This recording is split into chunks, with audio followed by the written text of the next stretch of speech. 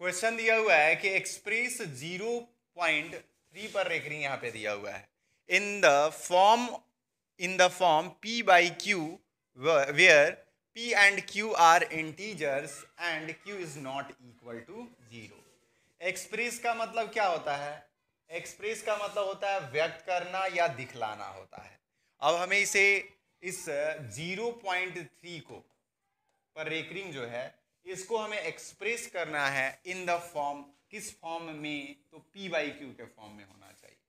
ऐसे ये P by Q के फॉर्म में रैशनल नंबर होता है, तो ये बाई के फॉर्म में, इसको बाई के फॉर्म में हमें क्या करना होगा, यानी कि पी बाई क्यू के फॉर्म में हमें लाना होगा, जहां पे ये पी और क्यू क्या होना चाहिए या क्या है?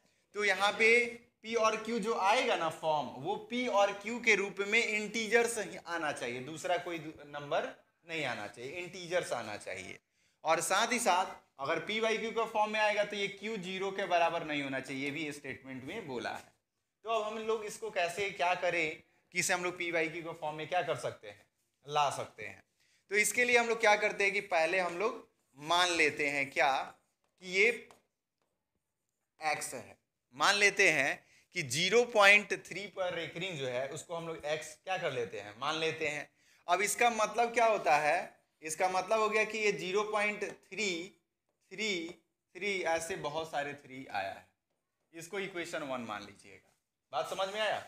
सबसे पहले 3 पर रेकरिंग का मतलब है कि 3 जो है वो रिपीट किया है, इसलिए रेकरिंग का दूसरा नाम क्या बताए थे कल कि रिपीटिंग भी बोलते हैं। बात समझ में आया? तो ये 3 पर रेकरिंग का मतलब होता है कि 3 को बार बार क्या किया गया है, रिपीट किया गया है।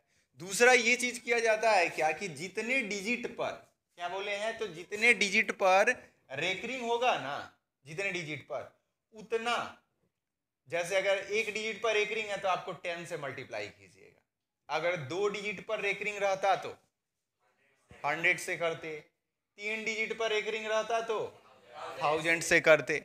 तो यहाँ पे कितने डिजिट पर रेकरिंग है?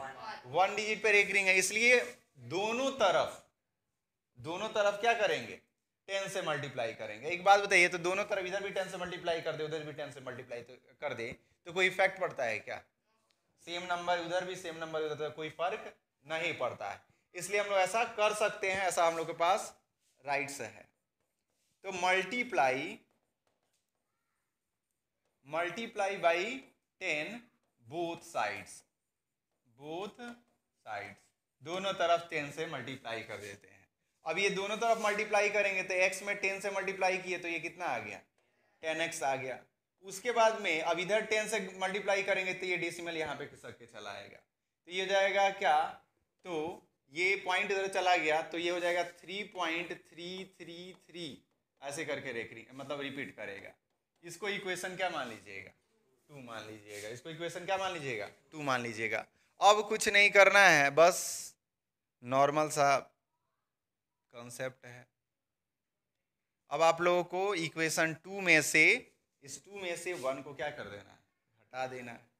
अब यहाँ पे हम लोग क्या करेंगे कि इसको सब्ट्रैक्ट करते हैं, तो सब्ट्रैक्ट करेंगे इक्वेशन 2 में 2 में से इक्वेशन 1 को क्या करेंगे, सब्ट्रैक्ट करते हैं।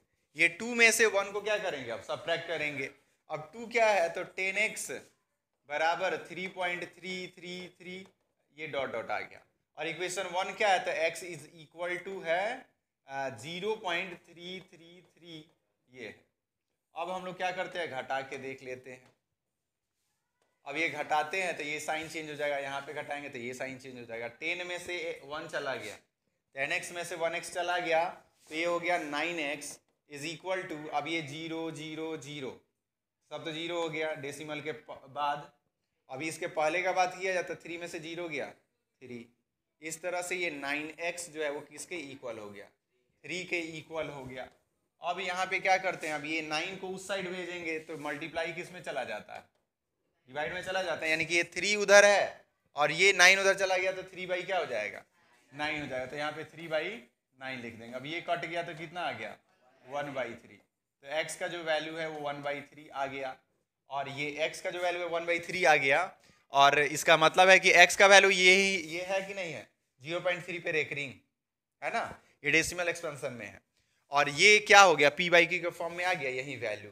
तो हम लोग इस प्रकार क्या किए, मतलब ये जो रेकरिंग वाला जो नंबर था उसको हम लोग P बाई क्यू के फॉर्म में क्या किए, एक्सप्रेस कर दिए। इसमें कोई डाउट है तो बोलिए, कोई डाउट नहीं ना है, क्लियर है ना, उतारिए।